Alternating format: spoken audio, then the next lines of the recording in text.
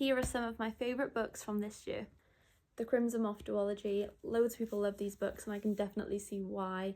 I love the characters, I love the magic system. I don't usually enjoy reading about a magic system, like I do obviously because it's just something other than reality, but this magic system I thought was so cool, like with the witches and the way they cast spells and stuff is just so cool. I loved it. I loved the main characters in here, like Rune and Gideon. I just loved it. And I also felt like these characters were like quite switched on, which was nice to read, because when you watch like a horror film and they're like doing really stupid things, you're like, why are you doing that? But like I felt like these people were like really switched on, and I kind of like that because I was like, I was learning things as they were learning things as well, if that made sense.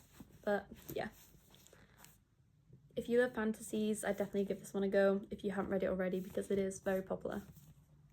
A Good Girl's Guide to Murder by Holly Jackson. I've been putting these books off for ages because I just thought they were like super young adult, and I'm not a huge young adult fan, but I love these. I read this book and the second book in the series, but I haven't read the third just yet. And I love Holly Jackson's writing. I think she's so funny and I love the jokes that are in these books. Outside by Charlotte Levine. I love this book. I don't know why. It wasn't anything like too like drastic or amazing or massive twist or anything like that, which is what I usually prefer in a book.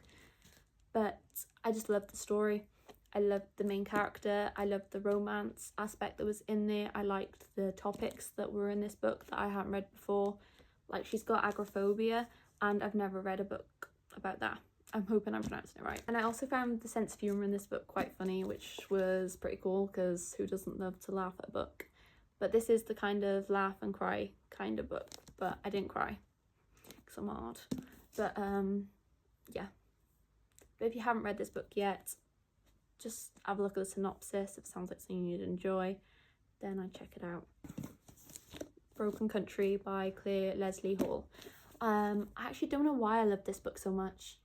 It's just stuck with me because I totally 100% get, I definitely get if people don't like this book.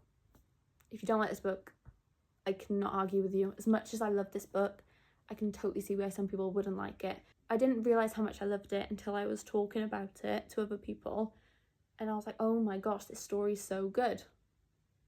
And I was like, I loved it. I love the way she writes, and I'd definitely read more by her, and I'm so glad I read this book because like I always do, I went into this book blind and I'm glad I did. It was just so good. I don't know why. It wasn't a 5-star for me because I'm very fussy with my 5 stars, but I think the 1 or 2 topics in this book I wouldn't have usually liked, and I don't know how this author made me like this book from the 1 or 2 topics that happened without spoiling it. But yeah, Darkening Song by Delphine Seddon. I love this book. This was a reread for me. I think I finished this book last year and I reread it again this year, and I think I loved it even more this year because I missed out on so much. I actually got an annotated version, which I need to get so you guys can see how much I actually did love this book. This is just evidence that I did really enjoy this book because I don't usually annotate like properly. I'll just highlight bits that I enjoyed or I liked, or words that I liked that were described in certain ways and whatever. If you like Daisy Jones and the Six, I'd read this book. But I didn't like Daisy Jones and the Six, but I loved this book. So again, if you didn't like Daisy Jones and the Six, I'd still read this book. And the best part is it's becoming a TV series. So if you're like me and I love to read the book then so I can watch the film or the series, so on, then I definitely check this one out.